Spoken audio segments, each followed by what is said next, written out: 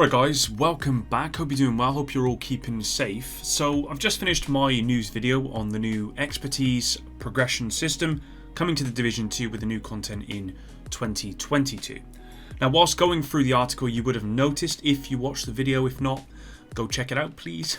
You would have noticed that overall I was pretty pleased with what's coming, and that remains the same now. With that said, I wanted to do a variety of videos looking at the good and bad of this system based on what we know so far. But before I do, I did want to dedicate a video to a major concern of mine, and some of the article actually talks about and addresses, and that's swapping to a new build. The article says this new system will encourage players to play new builds, but I don't know that I agree, so let's take a look. Drop a like and subscribe to stay up to date with all the videos. And let's begin. Just to interject here before we carry on with the rest of the video, it's quite possible my concerns are unfounded based on a Reddit note that I've only seen today. Please watch until the end of the video where I go over this comment in more detail and explain why there may be a different angle to how this whole system works that I didn't read as I was going through the actual annex yesterday, and I think a lot of people may have missed. So yeah, stay tuned for that. If you don't want to go watch my video yesterday, here's a brief breakdown of what the expertise feature is and what the system is. So it says, with the new expertise feature, you'll be able to increase the grade of an item, brand or gear set to increase its base stats. For example, with base damage bonuses for a weapon. The number of times you'll be able to increase the grade of these items will be equal to your expertise level. To earn expertise levels, you will need to gain proficiency ranks by using an item, brand or gear set in combat, or by investing resources into researching them. Once you reach the maximum proficiency rank for said equipment, you will become proficient with it. It is important to note that you may only improve the grade of items, brands and gear sets you are proficient with. Now the sentence after this is the important one, guys, and it says, through this feature we want to encourage players to experience new builds and playstyles without penalising those who prefer to stick with their favourite one. So let me get this straight. I decide to run my skill build, reach max proficiency, becoming proficient, and then reach the max grade on all of those items. Let's just say the max grade is 10, so I get an extra 10% weapon damage, for example, or skill damage, or whatever it might be. I then decide I want to try something new. With brand new items I've not leveled before because I've just been so focused on using my favourite build. Now, instead of just optimising the gear and it being the same power as my skill build in the live game, I have to use the build and level up the proficiency rank and then reach max grade to be on the same level. That's what I'm reading. Now right now in the live game, I'm essentially proficient with every piece of gear and every gun, item, etc. in the game. All I need to do is optimize the gear. But this new system will require even more of me in order to be at max power. I'm going to need to do more grinding. Tell me then, how is this going to encourage players to try new builds out if they know that doing so is going to require a grind first before reaching its potential? You know, the gap between the most optimized build is going to be even greater with this new system in place than it currently is in the game. And to me, this system goes against the idea of encouraging new playstyles and new builds, and actually further encourages players to stick with their favorite builds, as these are going to be even more powerful compared to their, non-graded, non-proficient builds. Let me know what you think about that in the comments down below, guys. I think my concern is a valid one, but as with anything, I can change my mind if someone can explain how the system encourages new builds. I think from what I'm reading on the surface here, guys, I actually think it's going to do quite the opposite. What I will say, guys, is that I do think the hardcore players need some kind of progression incentive, as do all players.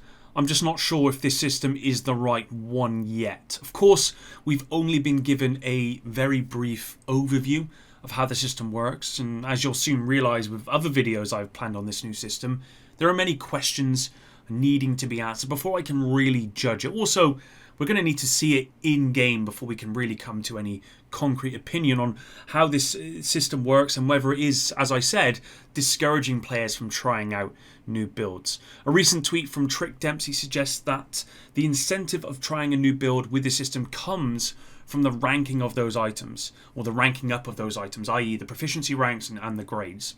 And I'll be honest, guys, I'm a big fan of leveling things up. It's actually one of the biggest incentives for me to play any looter shooter game, and one of the main reasons I would have been happy with a level increase to 50. Now I know that's controversial because there'll be a lot of you guys that wouldn't be happy about that, but I think the main reason I love new Destiny campaigns, even though I know the light level system is heavily disputed, is the fact that you're having to increase your power and you have to level up and that sort of thing. And personally, I just love that.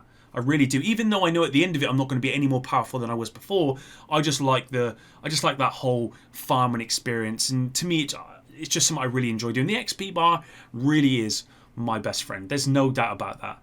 But I'm not sure I will want to play a new build if I'm going to have to be, very underpowered to begin with. And, you can actually, they said you can put resources into the stuff that you don't like. And I think even Trick said in his tweet, if there's stuff that you don't want to use, then you can just use resources. But it's going to be double the amount of resources, right? Because you're going to need the resources to optimize the gear, which is what you have in the live game, but you're also going to need the resources now to get those proficiency ranks and all that stuff. So it's going to be twice as much of a grind, and I'd be very surprised if they increase the amount of resources your character can currently hold. Now, also what you've got to consider is that unless Massive introduce some new, harder AI or new difficulty above Legendary, the NPCs will have to be rebalanced, taking into account the new power increase from the grades that you get on weapons and gear and as such. Imagine you get 10% on, some Walker and Harris and 10% on your weapon and whatever. That's going to be quite a lot of extra damage or extra power that you've got. So the NPCs, they're going to have to be rebalanced on that. Massive may decide to nerf players instead, which is just as likely. I mean, either way you look at it, something has to be done here in terms of the NPCs, as hardcore players who currently find Legendary easy will not be happy if they are a further 20 or 30% more powerful than they are in the current game. These people, they want challenging content. They don't want the opposite. So we either get new NPCs that are much more difficult than the ones in the current game, or if they don't do that, then unfortunately everything's going to have to be rebalanced in terms of damage, and whether they increase how strong NPCs are or they nerf players, the players are being nerfed either way they do it.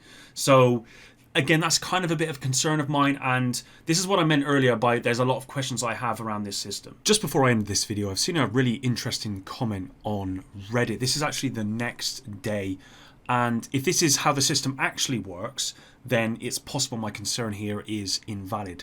The comment said, with each proficiency you will increase your expertise level.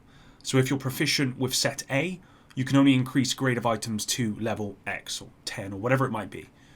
If you then get proficient with set B, it will increase your expertise level, and you can increase grade of your items to level Y, let's say 20. This means you can increase the grade for set A beyond what you could when you were only proficient with set A. So it's another incentive to get proficient with more or all gear. Now, if this is how the system works, then I guess it would encourage players to use different builds, as it will ultimately mean that you can upgrade your favourite build even more. The only downside that I can see right off the top is it forces players to use builds they might not want to in order for them to get their favourite build to the highest expertise level, or of course you will have to spend resource materials in order to increase the expertise level. Now, if those resource materials are as stingy as they were when it came to the optimization station, or as expensive as they were, then that might become a problem. If they're not, then I can kind of see how this system might work. We'll have to wait and see how it truly looks like when it comes out when we can actually play it during the PTS, or when the full content comes out in February. But now that I've looked into it more, it's possible this is actually how the system works. And actually, if it does, then I am way happier now than I was when I had this concern. But that's it, guys. I hope my concern is unfounded, and either I'm wrong or Massive have thought about this and they have a plan in place. Either way, I am excited to have some progression to look forward to, even if it's not going to be a huge power increase, although it may be. They are going to be testing out the figures in the PTS. It could be 10%, it could be 50%. We don't know what the power increase is, but it's going to come at the expense of NPCs being rebalanced as a result. Of course, this will have to complement new content, as I'm not going to be running the same missions and other older content if that's what Massive expects from me with this new progression system. You have to have new content with it. We know we're getting a game mode, but I would hope that there's more than that. Thanks for watching. If you stuck around until the end, I really appreciate it. And until the next one, a big out.